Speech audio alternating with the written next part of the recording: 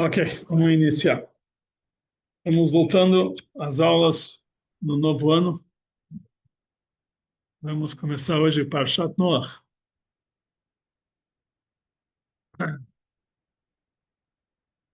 Nós temos na Parshat Noach a história do Mabu, do dilúvio.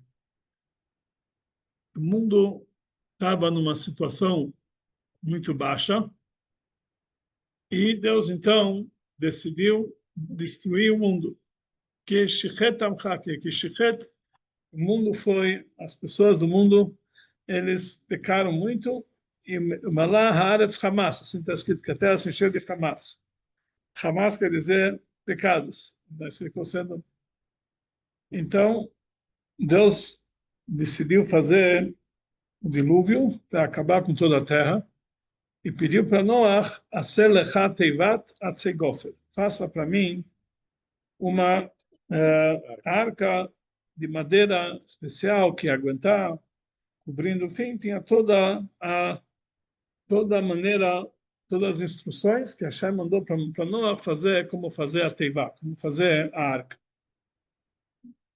E logo no início da Parashá consta Ein Toldot Noach. Essa é a saga de Noach, a história de Noach, a descendência de Noach. Ele fala os filhos de Noach, Shem, Ham e Yafet, e ele fala Noach ish tzadik. Noach era um homem justo, Tamim, íntegro, bedorotav. Noach e Sadik, Tamim, Hayá bedorotav. Na geração dele, ele era um homem íntegro e um homem justo. Sobre essa palavra bedorotav, que ele era um homem justo na geração dele, Rashi, ele traz uma interpretação. Ele fala que tem Raboteinu, que os sábios eles discutem sobre essa explicação, que quer dizer, obrigado, bedorotav, na geração dele.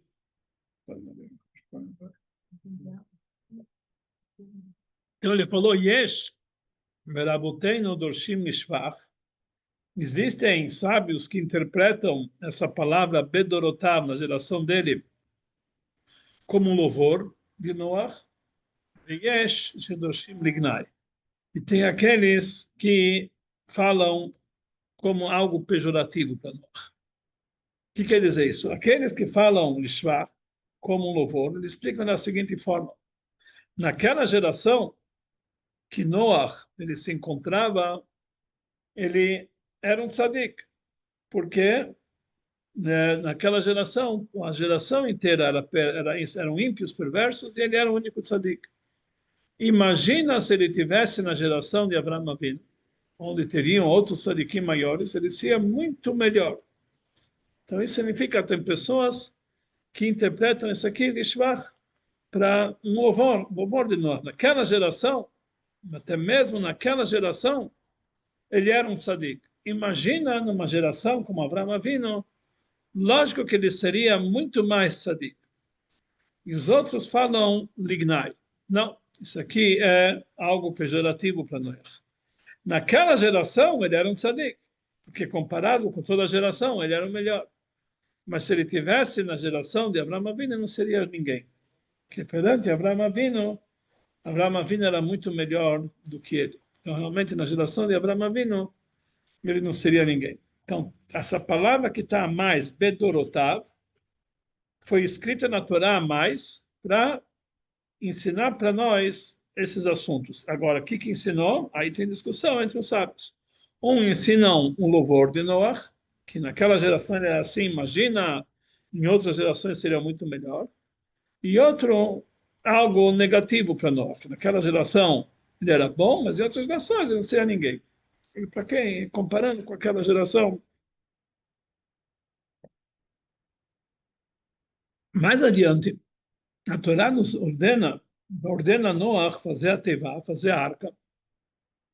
Ela manda ele trazer animais, um casal de animais de cada espécie para a arca. Então, aqueles animais que eram kasher, a Torá ordena trazer 7 animais. E aqueles que não eram kasher, a Torá ordena trazer 2, um casal. Então, a linguagem da Torá é a seguinte: você vai trazer mina beimá teorá, dos animais puros, você vai trazer Shiva, Shiva, 7 e 7. O Mina Beima, mas dos animais, Asher Lotehorahi, que eles não são puros, aí você vai trazer um casal. Na verdade, aqui a Torá, em vez de usar essa palavra, Mina Beima, Asher Inena Teorá, do animal que não é puro, podia usar simplesmente a palavra Mina Beima, Tmeia, o animal impuro. Por que que a Torá precisa escrever claramente Mina Beima, Asher Inena Teorá, um animal que não é puro? Estender as palavras. A gente sabe que a Torá economiza cada letra que está escrito na Torá. Porque em vez de falar dos animais impuros, você vai trazer dois. Você fala o animal que não são puros, você vai trazer dois. Por que que realmente fazer dessa maneira e não falar diretamente, claramente, o animal impuro, você vai trazer dois? Mas a Gemara, em Psachim, ela nos ensina que a Torá não usa a linguagem pejorativa nem com relação ao animal. A Torá não vai chamar o animal impuro, Behemat Mea, o animal impuro.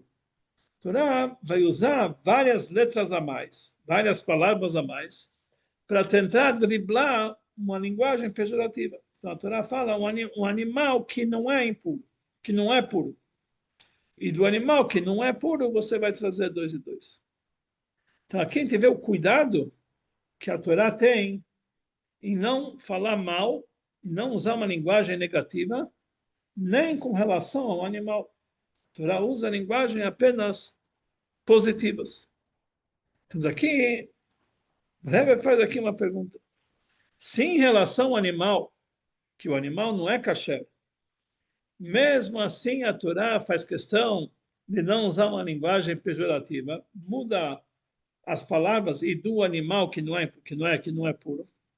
Porque quando está falando de Noach, que ele era um homem tzadik, a Torá acrescenta uma palavra mais bedorotar naquela geração, para dizer algo negativo de Noach. Somente naquela geração ele era um tzadik, mas em outra geração ele não seria tzadik.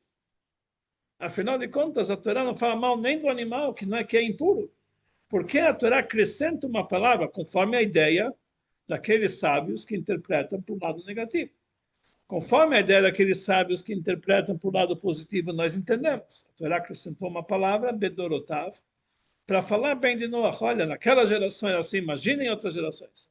Mas para aqueles que interpretam de uma linguagem negativa, não dá para entender. Se um animal não kasher, a Gemara usou essa linguagem, então que realmente, por que que para Noach a Torá colocou uma palavra a mais, falando de Noach que salvou o mundo inteiro, ele era o único tzadik da geração, mesmo assim a Torá acrescenta, olha, Bedorotav, naquela geração ele era tzadik, outra geração não chegava nem aos pés de Abraão. O que a Torá precisa acrescentar essa palavra? Nós estamos falando agora, a pessoa que está falando, fulano de tal, é boa gente, mas, vence mais, aí estragou tudo. Ou quando alguém fala, pô, você conhece fulano, é boa gente, eu só torço o nariz, acabou, você matou o homem. A Torá fala, não, a Hissadik, também, tudo bem, de repente não acrescenta, Bedorotav, só naquela geração. O que precisa trazer essa palavra? Está falando como Deus salvou o mundo inteiro através de nós. Que ele acrescenta isso aqui? Na verdade, a Torá, quando fala, muito mais adiante, daqui a dois Humashim, daqui a dois livros, que é mais ou menos uma lista que é mais de meio ano, quando fala sobre os animais kasher e não kasher, a Torá fala claramente, esses são os animais impuros. Esses são puros, esses são impuros. A Torá fala assim, porque quando... então a pergunta é, por que que na nossa paraxá, ele fala, ele tenta driblar o nome impuro e fala, não, aqueles que não são puros? E lá na paraxá de Shmini, ele fala claramente os impuros. Então a resposta é que quando se trata numa história, a Torá está relatando a história que aconteceu no dilúvio. Então não é necessário falar palavras duras. Está contando a história, então usa a linguagem, o animal. Mas quando se trata de leis, que a Torá está dizendo para que é kasher, então a Torá tem que ficar claro. Isso é puro e isso é impuro, para nós não termos dúvida. olha, isso é puro, isso não é tanto puro. Ah, então quer dizer que tem um jeitinho. Não. Esse é puro e esse é impuro. Quando se trata no Malachá, a Torá fala claramente. Mas quando está tratando numa história, a Torá tenta não usar uma linguagem, então por isso ele usa a linguagem mina bem macho na Torá. Então aqui no nosso caso é a mesma coisa sobre Noah. Nós não estamos falando aqui uma lei, olha como tem que ser. Nós estamos falando, contando a história de Noah. Por que que a Torá precisa frisar que somente naquela geração Noah era bom, em outra geração não seria bom, conforme aquela ideia que interpreta isso aqui do lado negativo. Na verdade, essa discussão nós encontramos no Zohar. Zohar, que fala a explicação profunda da Torá. Lá explica o seguinte: o Zohar, ele está falando sobre Noah, está analisando Noah. Então, o Zohar fala, Noah era boa gente, mas ele teve uma falha. Quando Deus pediu para Noah construir a Teivá, demorou 120 anos para ele construir a Teivá. 120 anos. Imagina, hoje em dia a gente constrói um prédio de vários andares, em 6 meses, 8 meses, demorou 120 anos. Na verdade, isso não é tão... Na verdade, Deus queria que Noah construísse sozinho. Então ele tinha que cortar lenha, não podia pedir para nenhum funcionário, tinha que fazer do começo A a Z sozinho. E a Teivá, ela tinha 150 metros de comprimento, por 25 metros de largura, e tinha 15 metros de altura, quer dizer, não era uma edificação. E ele sozinho, sem nenhum ajudante, construir, então não é muito difícil explicar, vamos dizer, alguns anos com certeza, mas ele demorou 120 anos. Por que que demorou 120 anos para construir a Teivá? E ele tinha sozinho. Por que que Deus falou, olha, pega ajudantes, faz isso rapidinho. Então, explica para nós o Midrash, que Deus, ele estava falando para Noah, olha, eu vou deixar 120 anos, porque Deus tinha piedade da humanidade, não quis destruir, uma obra divina. Então ele falou, olha, durante esses 120 anos que alguém vai ver você construir isso aqui, apontar aqui, que é isso. Você vai falar, olha, Deus está nervoso com o mundo, ele quer destruir o mundo. Ele está fazendo, vai trazer aqui um dilúvio. Ele pediu para mim fazer a Teivá, para mim fazer essa arca, para salvar minha família. E com isso as pessoas vão ver que ele está construindo a Teivá. Quem sabe eles despertam e querem fazer chuva, que não vamos pecar. Com isso Deus ia salvar a humanidade. Essa foi a ideia divina. E assim foi. Noé ficou construindo 120 anos a Teivá, e realmente cada um que chegava para ele, o que é isso? Olha, Deus vai destruir o mundo, etc. E estava lá. Essa foi a maneira como Noé reagiu a essa ideia divina de destruição do mundo. Diferente de Abraão Avinu. Quando Deus falou para Abraão Avinu, eu vou destruir a cidade de Sodoma. Sodoma morar. Então Abraão foi discutir com Deus. Por quê? Afinal de contas, se talvez tem lá 50 tzadikim, vai salvar a cidade. Ele tá bom, se tiver 50 tzadikim, eu vou salvar a cidade. Ah, e talvez tem 45 tzadikim. Talvez tem 40, talvez tem 30. Então ele tentou argumentar com Deus. Pedir a Hamim piedade para a cidade. Até que no final não tinha jeito. E Deus destruiu. Mesmo assim, salvou uma das 5 cidades que ele queria destruir no início. Quer dizer, a reação de Abraão perante a notícia da destruição foi muito diferente de nós. Quando Deus falou para nós, vai trazer o dilúvio, tá bom, vamos construir a Teivá, tá bom. Foi lá ele construiu. Se alguém chegasse e perguntava para ele, ele falou, não, imagina, Deus vai trazer o dilúvio. Mas se ninguém perguntava, ele continua lá, batendo os martelinhos, fabricando os preguinhos, fazendo as coisas certinhas. Ele não ia se expor e conversar com as pessoas. Então fala para nós o Zohar, que Noach lobai rachamei, ele não pediu piedade para a geração dele. E isso foi algo negativo de Noach. Ele não rezou para a geração. Depois, nós tivemos Moshe Rabbeinu. Moshe Rabbeinu, quer dizer, Avraham Avinu pediu que talvez tenha algum tzadikim. Não tem nenhum tzadikim, tá bom, destrói. Moshe Rabbeinu foi mais incisivo nas suas exigências. Quando o povo de Israel fez o pecado do bezerro de ouro, Moshe Rabbeinu foi lá discutir com Deus para não Deus falou, vou destruir todo o povo. Moshe Rabbeinu foi lá e assumiu a discussão. Ele falou, olha, Deus falou, eles pecaram. Então Deus falou, se você vai destruir Moshe Rabbeinu falou, se você vai destruir o povo, me apague da Torá que você escreveu. Ele não quis saber se tem tzadikim, não tem tzadikim. Não tem esse negócio de destruir o povo. Me apague meu nome da tua Torá. Ele falou, se lembra dos patriarcas, Abraão, Yitzhak e Yaakov. E pelo mérito deles, você prometeu que esse povo ia aumentar o povo, como o pó da terra, como as estrelas. Então, pelo mérito deles, você tem que poupar o povo.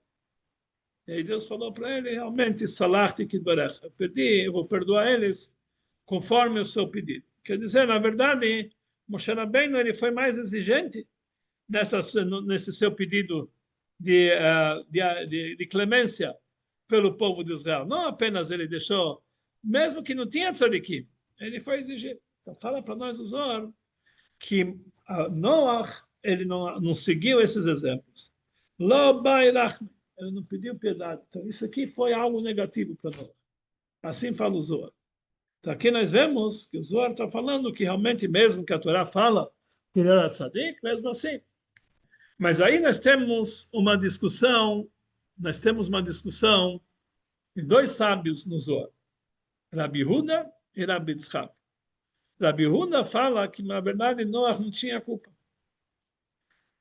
Que Moshe Rabbeinu, ele tinha condições de pedir piedade para o povo, que ele podia pedir pelo mérito de Abraham, Yitzhak e Yaakov. Noach não tinha que mérito pedir. Eles não tinham nenhum mérito. Ele vai pedir o quê? Se vai ter algum tzadikim, não tinha nenhum tzadikim, igual falou Abraão. Nem tinha o que perguntar, não tinha, o mundo inteiro já reconhecia. E pelo mérito de Abraão, não tinha Abraão, nem tinham nascido ainda. Não estavam ainda nos planos divinos estavam, mas não nos planos da terra.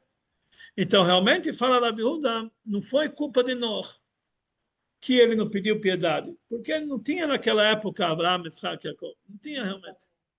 Ela não tinha em quem se basear. Já Rabi Yitzhak falou, não.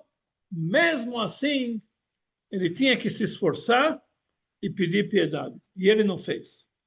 Quer dizer, a mesma discussão que nós encontramos no Talmud, no Midrash, e que o Rashi traz. Essa mesma discussão nós encontramos no Zohar. Se Noach agiu certo, ou se Noach também não agiu certo. Então aqui, o pai do Rebbe, Rabbi Levi Yitzhak, Schneerson, que ele fez uma explicação sobre o Zohar conforme a Kabbalah. Ele falou que Rabi Huda, que falou bem de Noach, por quê? Porque o atributo dele era a bondade. Então ele sempre encontrava o lado positivo em cada coisa. Então ele falou, olha, ele não fez isso que não tinha. Já Rabi Yitzhak é severidade, ele era mais severo, ele é rigoroso. Sempre encontrava o lado estrito, tem que ser ou é certo ou é errado. Não tem meio termo. É igual a diferença em Bet Shammai e Bet Hillel. Bet Shammai era rígido. Ou você faz certo, ou Bet Hillel era clemente, tinha outras formas de pensar. Então, sobre isso, essa discussão. Aqui o Rebbe faz a mesma pergunta. Vamos dizer, tá bom, cada um tem a sua maneira de ver. Mas por que eles precisam falar mal de nós? Ele salvou o mundo inteiro, salvou a família dele, salvou os animais, fez o que Deus mandou. Podia pedir piedade, tá bom, mas por que o Zohar precisa realmente lembrar esse assunto negativo sobre nós? Nós para uma pessoa justa. Por que precisa despertar o lado negativo? Então, a explicação que a gente pode dar é como nós falamos antes. Apesar que a Torá não usa sobre os animais a linguagem tmeá, impuro, mas quando está falando as leis, está falando claramente esse animal puro, esse animal impuro, para a gente não ter dúvidas.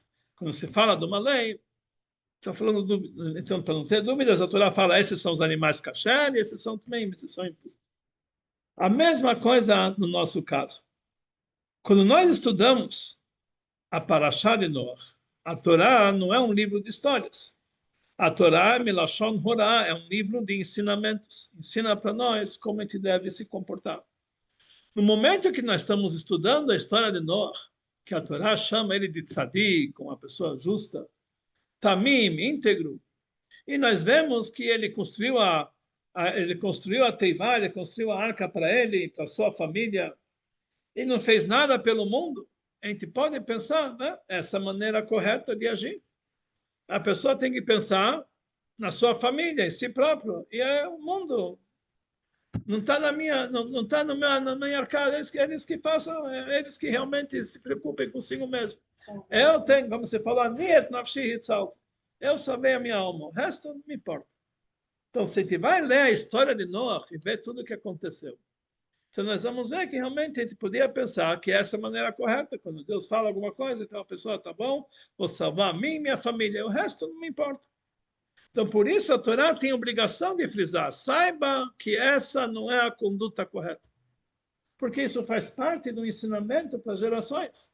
Tamim Hayab Bedorotav, ele era justo na sua geração, em outra geração não seria justo, porque não é essa maneira de se comportar.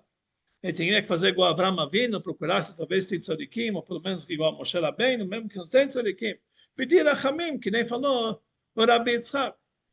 Isso que ele não fez, está errado. Ele não deveria ter feito. Mas por que a Torá precisa dizer isso aqui? Porque a Torá precisa nos ensinar a maneira de nos comportarmos, para que a gente não possa dizer a essa alma, você é igual a Noah, basta para mim ser igual a Noah. Fala, não, você tem que ser igual a Avraham Avinu, e melhor ainda, ser igual a Moshe Rabbeinu. Tentar proteger mesmo aqueles que realmente pecadores, etc. Mas teu trabalho é aproximar todo mundo, salvar todo mundo. Por isso a Torá precisa frisar para nós, Bedorotav, naquela geração ele era tzadik. Em outra geração não era tzadik. Então, uma paraxá inteira com ele para dizer realmente o lado bom dele, mas saiba que na conduta dele não era 100%, porque faltou o fato de ele tentar aproximar as pessoas. Ai, porque então? Então, por isso a Torá colocou uma palavra a mais, Bedorotav, para dizer que naquela geração ele era bom, que nem falou Rabi Yitzhak. Ele não era completo, que ele deveria pedir piedade. Na geração de Avraham Avinu não seria considerado positivo. Na geração de Avraham Avinu, ele deveria aprender de Avraham Avinu, que realmente ele deveria pedir piedade para todo mundo. Que a Torá vem nos ensinar como devemos nos comportar. Então, se for assim, então agora nós entendemos a pergunta ao contrário. Nós entendemos a ideia que explica a palavra Bedorotav no sentido negativo, que isso vem nos ensinar que não é esse o comportamento. E aquele que explica no sentido positivo, que Noah era perfeito, se tivesse na geração de Avraham Avinu seria muito melhor. Como que a gente pode aprender isso de Noah? Quer dizer, a gente vai aprender dele que você não precisa pedir piedade? Então, para isso vem Rabi Huda e fala, na verdade, você tem que pedir piedade, você tem que rezar pelos outros, mas Noah, ele estava com mãos atadas, ele não tinha sobre quem se basear. Não tinha na época dele os patriarcas, Abraão, Isaac e Jacob. Então, por isso, realmente, ele não foi culpado disso, que ele não pediu piedade, que ele não tinha como fazer isso aqui. A geração era tão baixa que não tinha como salvar a geração. Não pense que não fez isso aqui porque ele quis, ele não tinha outra opção. Então, por isso, na verdade, ele precisa explicar, Bedorotam, para explicar realmente a maneira que ele agiu não é da melhor. Mas saibam por que ele agiu dessa forma, Bedorotam, que naquela geração ele não tinha outra opção. E isso explicou Rabi Huda. E é essa discussão que tem nos olhos entre Rabi Huda e Rabi Yitzhak. Se nós devemos olhar para Noah, com o lado negativo dele, para aprender a não fazer assim. Ou mesmo assim temos que olhar, olha, ele não fez assim porque ele não tinha possibilidade. Mas se na tua geração você tem possibilidade, você tem que fazer. Então agora volta a pergunta para o outro lado. Se nós podemos encontrar um mérito para ele, então por que realmente precisamos falar, encontrar o demérito para ele? Mas aqui o Rebbe dá uma explicação muito especial. Ele fala o seguinte, quando Noah viu que a paraxá dele estava escrita assim, estavam escrevendo na Torá, e ele sabia que ele não tinha jeito como salvar a geração, ele pediu, por favor, para colocar alguma coisa na Torá para demonstrar que essa não é a conduta correta, para que as pessoas não aprendam dele fazer assim, porque senão ele vai sair perdendo, que por causa dele vão basear-se nele. Por que eu não vou proteger? Por que eu não vou rezar? Por causa de nós. Então, nós falamos, não preciso desse pacote. Então, ele pediu, coloque na Torá que essa não é a conduta correta. Então, por isso a Torá colocou Bedorotav, não para denegrir Noach, para salvar Noach de qualquer culpa que ele realmente, ele não está sendo, que ele não agiu certo porque ele não tinha outra maneira. Mas que as pessoas aprendam que não é essa maneira de agir. Então a Torá escreveu Bedorotav. Mas mesmo assim a Torá falou, saiba que ele não fez isso, que ele não tinha opção. Então, na verdade, aqui não tem discussão entre Rabi Yitzhak e Rabi Yehuda, entre os sábios. Cada um está falando numa outra faceta, mas um está completando o outro. Realmente Noach não agiu certo. E ele sabe que não agiu certo. E ele pediu para que divulgue que não agiu certo. Mas por quê? Porque não tinha outro jeito. Naquela geração não tinha isso. Se tivesse na geração de Abraão Avinu, ele sim teria jeito. E naquela geração ele não tinha jeito. Quer dizer, aqui nós não temos discussões. Aqui nós estamos vendo realmente Noach agiu de uma forma... Ele fez o que ele podia. Mas na geração, se ele tivesse em outras gerações que ele teria mais opções, realmente ele faria tudo para que o dilúvio não ocorresse. E isso nós encontramos na Mishnah. A Mishnah nos diz, Asará Dorot me Adam ad Noach. Tiveram 10 gerações, porque a volta. Tiveram 10 gerações de Adam até Noach, para dizer como Deus é piedoso, que todas as gerações estavam enervando, até que veio Noach e até que Deus trouxe uma boa. O mundo não aguentou, Deus, para mostrar como Deus é piedoso, aguentou 10 gerações, até que chegou Noach, e o mundo não aguentou e foi destruído. Depois falou, tem 10 gerações, de Noach até Abraão, para dizer como é Deus piedoso. E 10 gerações estavam enervando Deus, até veio Abraão Avinu, recebeu a recompensa de todas as gerações. Aqui a Torá faz diferença, quando chega Noach, fala, até que chegou Noach, e Deus destruiu o mundo. Pois fala, até que chegou Abraão Avinu, e ele recebeu a recompensa de todas as outras 10 gerações. Por quê? Pelo mérito de Abraão Avinu, ele salvou o mundo de uma nova destruição, ele recebeu a recompensa. Por que Noach também não podia receber a recompensa das outras 10 gerações de Abraão? Sim, simplesmente porque Noach não rezou por eles. E Abraão sim rezou por eles. Mas existe uma explicação mais profunda. Noach não rezou por eles porque não tinha por quem rezar. Abraão, ele tinha 10 gerações. Ele recebeu a recompensa de todos eles que tinham um lado positivo naquelas 10 gerações. E por isso ele conseguiu despertar a piedade, a misericórdia divina. Mas aquelas 10 gerações até Manoel não tinha nada positivo, era tudo negativo. Então, por isso, a única solução era o dilúvio. Então, Noach, ele não tinha nada onde encontrar algo que poderia salvar. Então, por isso, realmente, ele não rezou por eles. Já Abraão Avinu tinha. E por isso, então, Deus teve que trazer uma... A pergunta é, Deus criou o mundo? Como é? Se Deus criou esse mundo? Então, o que quer dizer? Que não tinha jeito? Tinha que trazer uma boom? Mas Deus que criou isso não tinha nada? Abraão não conseguiu pegar ainda os países, mas de nós não tinha nada. Mas, na verdade, o mundo como Deus criou é um mundo perfeito. Através daquelas 10 gerações que surgiram antes de Noach, eles não conseguiam, eram gerações tão baixas, eles não conseguiam elevar o mundo material, porque ele foi materializado de tal forma que não tinha faíscas divinas para conseguir levar. Tinha, mas elas estavam tão escondidas que não tinha. Que realmente era algo que precisava de um trabalho para trazer essas faíscas divinas à tona. E isso, Noach, quando Deus trouxe o Mabu, está escrito que o Mabu, quando chegou o Mabu sobre o mundo, está escrito, veio a chuva sobre a terra, 40 dias e 40 noites. Depois está escrito, e veio um Mabulo, dilúvio sobre a terra, 40 dias e 40 noites. Então não dá para entender, era chuva ou era dilúvio? Então Rashi explicou que quando chegou, desceu a chuva, desceu como se fosse chuva de bênção. Que se o povo fizesse chuva, então essa chuva ia ser positiva. Quando o povo não fez chuva, se transformou numa bolsa, se transformou num dilúvio. Mas está escrito que a chuva durou 40 dias. Nesses 40 dias já não era mais chuva, já era dilúvio. Então o que quer dizer a chuva? Depois está escrito que uma bolsa durou 40 dias. Mas na verdade a explicação para isso é o seguinte. O Alter Rebbe, o primeiro Rebbe, ele pergunta no livro dele toda hora, se Deus queria destruir o mundo, Para quem precisava fazer uma bula, um dilúvio, uma chuva, em um segundo, Deus fazia assim, o mundo desaparecia, não precisava nem fazer assim. Era só tirar a vitalidade deles, tudo desaparecer. Então, explica para nós, Alter Rebbe, no Torah Or, que o Mabul não veio para destruir o mundo. Ele veio para purificar o mundo. Ele veio para trazer pureza para o mundo. É igual um mikve. O mikve, quando você mergulha no mikve, você sai puro. E o mikve tem uma quantidade de água de 40 CA. Isso faz um mikve kasher. Por isso, o Mabul, ele era um grande mikve. O mundo não precisava dessa imersão. E por isso, da mesma forma que o mikve tem 40 CA, então por isso as chuvas de uma durou 40 CA. CA é uma medida, é mais ou menos 40 CA. Cada CA é mais ou menos 40 CA dá mais ou menos 371 litros. Quer dizer, as 40 CA. Divide isso aqui por 40, você vai saber quanto que é cada CA.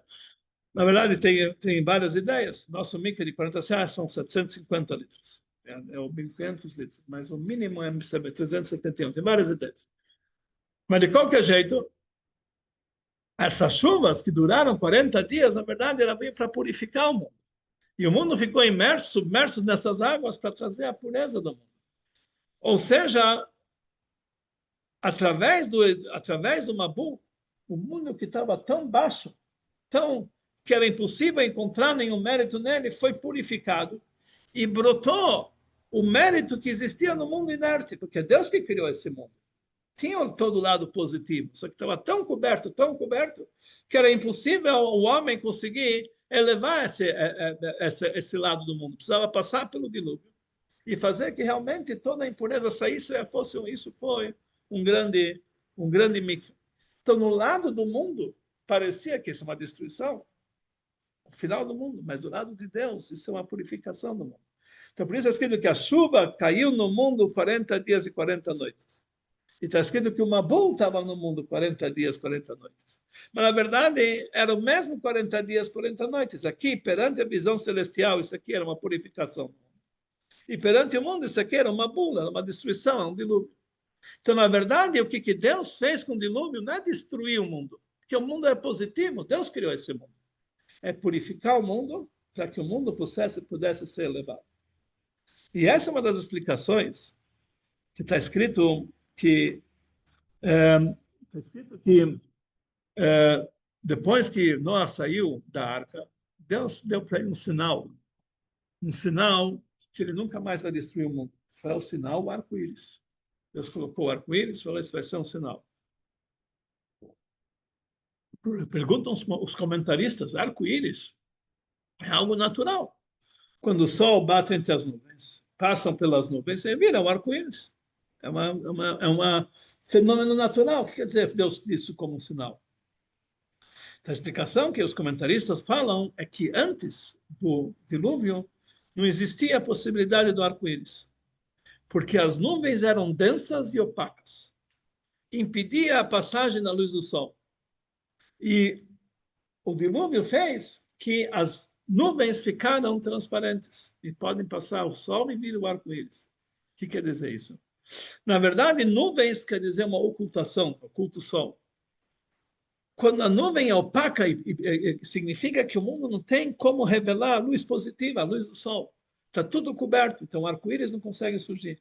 Depois do dilúvio que o mundo foi purificado, foi refinado, até as nuvens passaram a ser transparentes. Pode ter o arco-íris. Quer dizer, o trabalho de Noé no mundo foi purificar o mundo, porque o mundo não tinha como ser elevado. A partir dessa purificação, aí realmente as outras 10 gerações foram perversas, mas eles tinham como ser refinados. Pegou Abraão Avinu e conseguiu despertar a piedade e recebeu a recompensa de todos, porque ele conseguia trazer a luz de dentro dessa escuridão, porque era, apesar que a escuridão era nuvens, mas eram transparentes, dava para ser elevado, dava para se refinar. E esse foi o trabalho de Abraão Avinu, que ele conseguiu refinar. Então, na verdade, na época de Noé, não tinha como pedir piedade para o mundo, porque o mundo estava numa situação que era, não tinha como passar a santidade, precisava ter o dilúvio. A geração de Abraão Avinu, ele já conseguiu revelar o lado positivo, que tem mesmo dentro das nuvens, o lado que já passou 10 gerações depois do dilúvio, já tinha o arco-íris, o mundo já estava refinado.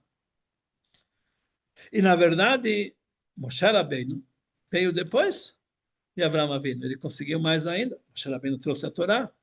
Através da Torá, nós conseguimos transformar o mundo em algo sagrado. Nós pegamos um animal, fazemos dele shritá, tiramos dele o couro dele, fazemos uma mezuzá, fazemos um tefilim. Nós estamos trazendo santidade no couro do animal. Fazemos desse animal uma oferenda no templo, nós estamos elevando o animal. Nós pegamos um vegetal e fazemos dele, fazemos dele a mitzvah, um etrog, um lulav, nós estamos elevando aquilo para a santidade. Nós pegamos um vinho, fazemos um kiddush, nós pegamos um dinheiro e damos tzedakah, pegamos lá e fazemos um tzitzit, nós estamos elevando a partir de Moshe Rabbeinu, não somente que o mundo pode ser refinado, mas pode ser transformado em divindade. E isso prepara o mundo para que o mundo inteiro seja refinado. E quando vai ser o trabalho final do refinamento do mundo? Isso vai ser na época de Mashiach. Agora vamos analisar todo esse processo na vida de Noah. Na parashá anterior, Parashat Bereshit, quando nasceu Noah, está escrito Vaikra et Shmo Noah. O pai dele, Lemach, chamou ele de Noah. Por quê? Por que ele deu o nome de Noah? Ele falou que Zé Yenachamen, ele vai nos consolar. Meitzvon no nosso sofrimento. Mina Adamá, por causa da terra que ela foi amaldiçoada. O que quer dizer? O que fez Noah para nos consolar? Que tinha a maldição de Adam Arishon, que a terra vai ser árduo de trabalhar. E Noah fabricou o arado. Então ele facilitou a terra, então fica mais fácil de plantar. Ele fez, foi a obra dele. Então explica Rashi que a palavra Zeinachamen nos consolou, não é bem consolar. Ele facilitou. A palavra Noah quer dizer facilitar e não consolar. Ele falou, porque se ele fosse consolar, não cabe aqui o nome Noah. Noah quer dizer fácil, fácil. Tinha que ser o nome Menachem. Menachem quer dizer consolar. Falou que se você quer me dizer que o trabalho dele foi consolar, devia estar escrito Menachem e não Noah. Então não dá para entender. Está certo que Rashi explicou, está certo que ele facilitou. Mas por que a Torá usa a linguagem Zeinachamen, ele vai nos consolar? Porque, na verdade, Noah não fez o consolo do mundo. O mundo continuou ímpio. Mas ele preparou o mundo para que ele pudesse ser elevado e consolado no final da história. Até que, quem é aquele que vai trazer o consolo total para o mundo? Mashiach. E o nome de Mashiach fala para nós o Talmud, Menachem. O nome de Mashiach é Menachem. Noah são as letras do meio da palavra Menachem.